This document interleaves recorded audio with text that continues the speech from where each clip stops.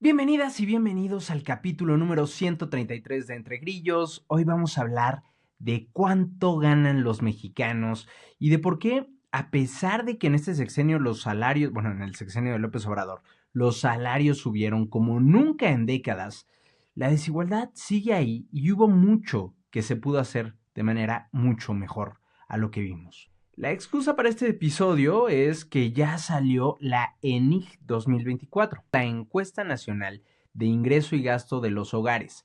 Básicamente es la radiografía oficial de cómo le va a la y el mexicano promedio y en los distintos niveles de la escala socioeconómica, directo en el bolsillo. Cuánto entra, cuánto sale, de dónde viene y a dónde va. Y ojo porque con todos estos datos ya podemos hacer un análisis completo de el sexenio de López Obrador, ahora sí con el cierre y todo. La ANIC nos dice qué tanto mejoró la vida de los hogares mexicanos y sobre todo si la llamada PGenomics, ¿no? La economía del gobierno de AMLO, funcionó para la gente de a pie o no, o si solo fue un discurso de la mañanera. Así que con esta introducción, empecemos. Estás escuchando Entre Grillos, análisis de noticias para entender mejor nuestra realidad. Comenzamos. Antes de entrarle de lleno a los datos, hay que hacer una pequeña parada en PITS para definir un detallito técnico. Los deciles. ¿Qué son los deciles? Piensen que tienes a toda la población mexicana y las ordenas del que menos gana al que más gana. Vamos a dividir a toda la población mexicana en 10 escalones, siendo el primer escalón el 10% más pobre de México y el 10º escalón el 10% más rico de México. Con esto en cuenta, pues tenemos que entre los lugares 2 y 9 está el resto de la población, ¿no? Entonces, mientras que en el 1 es la gente más pobre, el 2 tienen un poquito más de dinero, el 3 más y así sucesivamente hasta llegar al 10, al decil 10 que es el más rico de México. De esta manera, utilizando este pequeño datito, podemos saber cuánto tienen unos y cuánto tienen otros en la distinta escala que conforma la sociedad mexicana y así medir la desigualdad. Y otra pequeña cosa, vamos a utilizar gráficas creadas por Ernesto Jaramillo, quien es un especialista en temas de economía y desigualdad. Y en las gráficas van a ver que hay a veces, aquí lo tienen, dos columnas, ¿no? Una que dice para el decir sin ajuste y otra que dice con ajuste a cuentas nacionales. ¿Qué quiere decir esto? Bueno, la ENIC tiende a subestimar cuánto en realidad tiene de ingresos la gente, porque la gente dice, cuando le preguntan, pues yo gano 10 pesos, ¿no? Y pues resulta que algunos ganan usualmente más que eso, ¿no? Como que viene el gobierno a preguntar y entonces la gente decide no decir todo lo que ganan para ver si así les cobran menos impuestos o temiendo que sea un criminal o yo qué sé, ¿no? Entonces hay muchas razones por las que la gente decide mentir en cuánto ganan. ¿Y qué es lo que hace la ENIG? Pues bueno, digo, ¿qué es lo que hace este clase de análisis? Bueno, toma las cuentas nacionales para estimar de mejor manera la realidad. Es decir, ajustar cuánto gana la gente realmente con lo que sabemos que ingresan. Y, ojo, porque adivinen quién tiende a mentir más que el resto, pues la gente más rica. Son ahí donde encontramos los mayores ajustes entre una columnita y la otra. Ahora sí, vámonos a lo bueno. ¿Cuánto gana un mexicano en 2024? ¿Cuánto ganó un mexicano en 2024? Bueno, vamos a utilizar las cifras de ajustes a cuentas nacionales, que es lo más, el estimado más exacto de cuánto es que realmente están ingresando. Y lo que tenemos es que el ingreso promedio mensual por persona fue de 22,355 pesos. Ahora, 22,355 pesos son un gran promedio. O sea, si consideramos que cada hogar en México tiene 22,300 pesos por persona en promedio, pues dices, oye, pues está bastante bien la cosa, ¿no? ¿Cuál es el truco aquí? Que el promedio es engañoso porque pues realmente el promedio no se sitúa a la mitad de la gente. En realidad se sitúa mucho más arriba en la escala, así que vamos a ver mejor el promedio por niveles, es decir, por deciles. En la base de nuestra estructura social, el decil 1, que es el de la gente más pobre, encontramos que ya con los ajustes a cuentas nacionales tienen un ingreso de 2,165 pesos al mes por persona. Esto es lo que tienen para estirarle en renta, en comida, en transporte, en educación, en salud, en todo lo que lleguen a necesitar al mes. La clase media baja se encuentra más bien hacia el decil 5, ¿no? Donde encontramos que el ingreso promedio mensual es de 7,117 pesos por persona. Y en la clase media alta, o sea, hacia el decil 8, llegamos a un ingreso promedio de 13,929 pesos por persona. ¿Cuánto gana el 10% más rico de México? Y aquí ojo primero a lo que dicen ganar, es decir, lo que aparece en la gráfica en sin ajuste. Sin ajuste, tomando nada más lo que en promedio nos dicen que ganan, es 30,614 pesos al mes por persona que vive en ese hogar, lo cual es un ingreso bastante decente, ¿no? O sea, ya con 30,000 pesos, pues, ok, creo que no es como que vamos a pensar que Slim tiene eso de ingresos, pero pues dices, bueno, o sea, les va bien a los ricos, pero no es la gran cosa. Pero si ajustamos estas cifras a la realidad con el ajuste de cuentas nacionales, esta cifra se dispara de 30,000 a 146,576 pesos mensuales por persona que vive en el hogar. Con estos ajustes, pues ya nos podemos ubicar todos, ¿no? O sea, si ganas 7,000 pesos al mes por persona en tu hogar, pues estás justo a la mitad de la tabla. Si ganas arriba de 30,000, ya estás técnicamente en el 10% más rico, pero ya con el ajuste vemos que no estamos tan ahí. Y bueno, realmente nos damos cuenta de la disparidad que hay, ¿no? Porque fíjense eso, o sea, el 10% más pobre tiene ingresos por 2,165 al mes y el más rico por 146,000 pesos al mes. Y pues bueno, con toda esta información, ¿qué es lo positivo que estamos encontrando en la ENIC?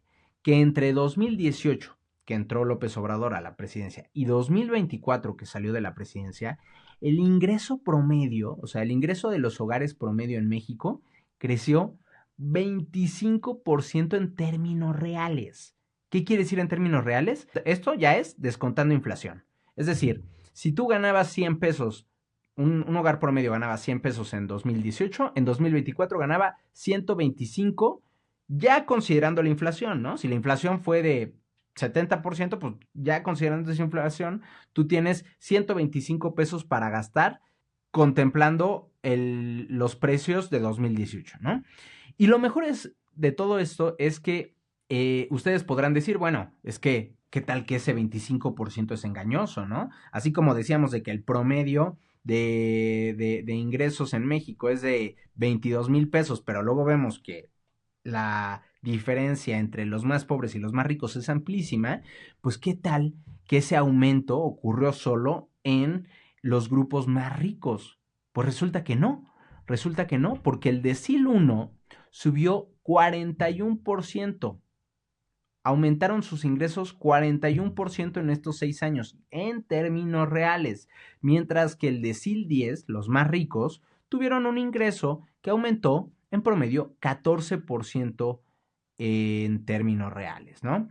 Ahora, ¿de dónde vino esta mejora? Y aquí, ojo, porque hay mucha gente que critica a la 4T y dice, no, pues claro, ¿no? Se están gastando todo el presupuesto en programas sociales, de ahí viene, ¿no? O sea, ¿qué explica que mejoró la cantidad de dinero que tiene la familia promedio en México? Ah, pues que les dieron lana de los programas sociales, ¿no? Programas sociales que aquí hemos criticado a fondo.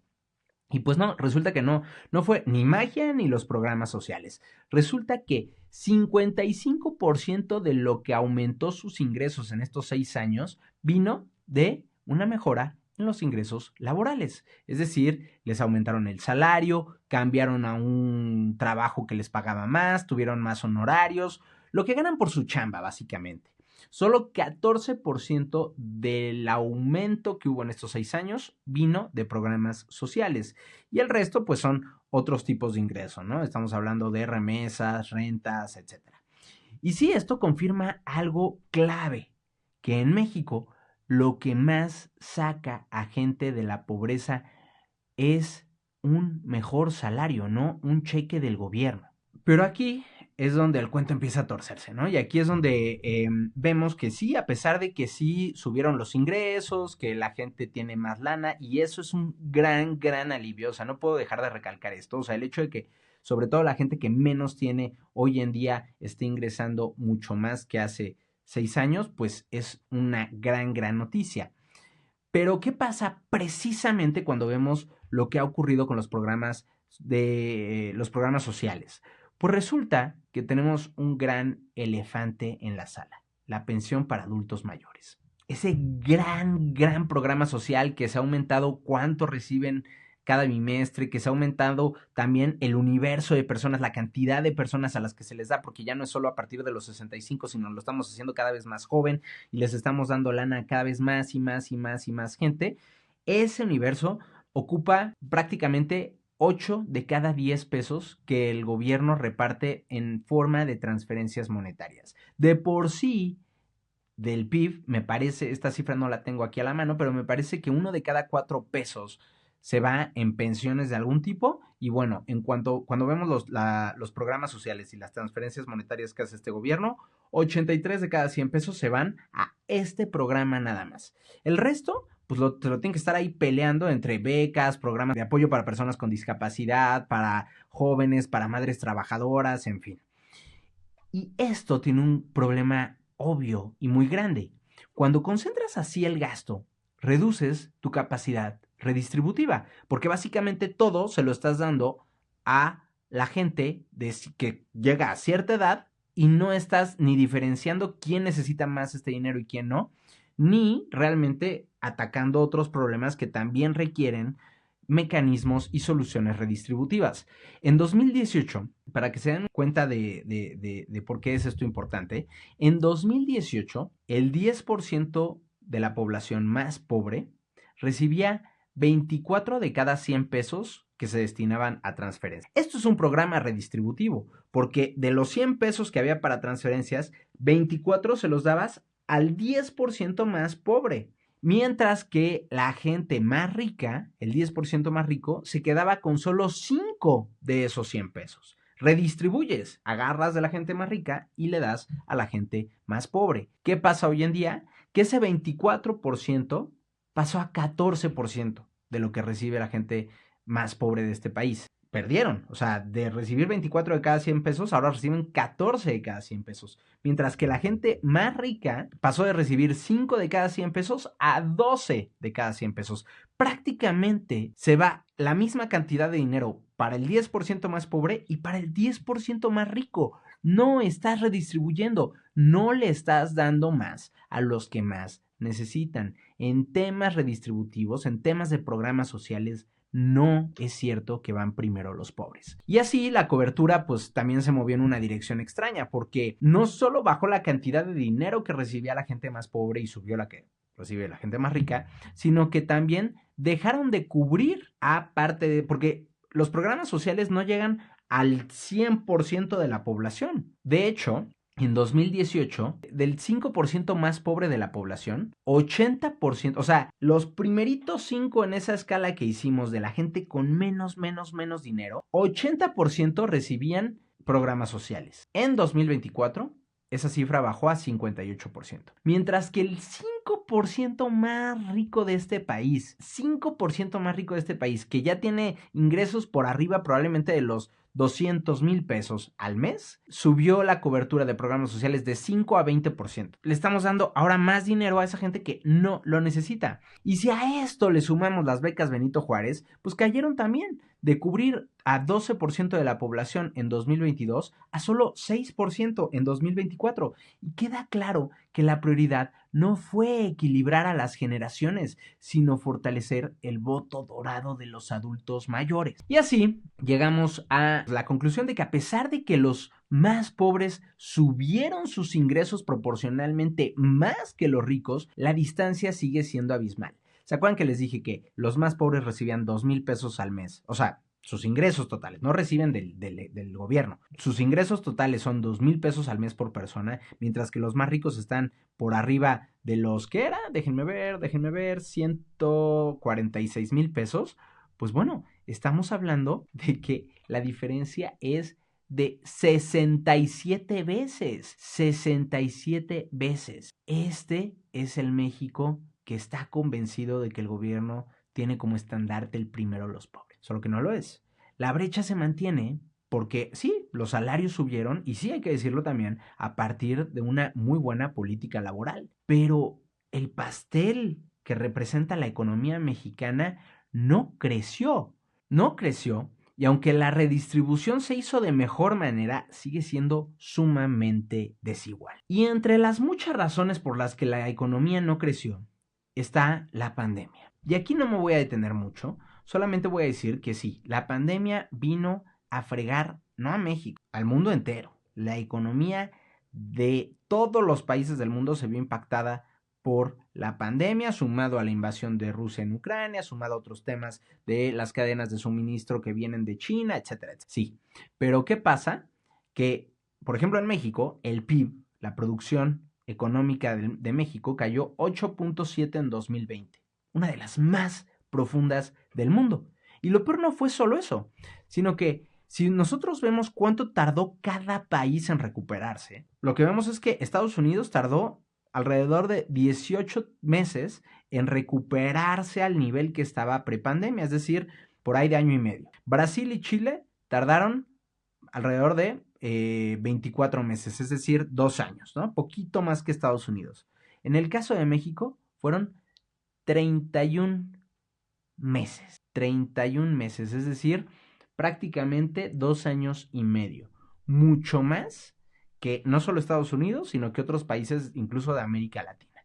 ¿Por qué tan lento? Pues bueno, aquí básicamente el gobierno decidió no aplicar un programa contracíclico que fuera lo suficientemente fuerte para sostener los empleos y dinamizar la economía. Básicamente no sacaron la cartera. Mientras otros países, como en Estados Unidos, Joe Biden dijo, aquí va dinero a la gente, va dinero a las empresas para que puedan no correr a la gente, mantenerse mientras no pueden salir a trabajar, mientras todo está parado, etcétera, etcétera, etcétera. Y le metieron a los paquetes fiscales. Aquí prefirieron una austeridad a rajatabla con el pretexto de no aumentar el endeudamiento que sí aumentó por probablemente los programas sociales, y esto provocó que se destruyeran 2.4 millones de empleos en México durante la pandemia y dejaron a la confianza de el poderoso que la recuperación se diera solita. Cosa que sí se dio, solamente que tardó 2 años y medio.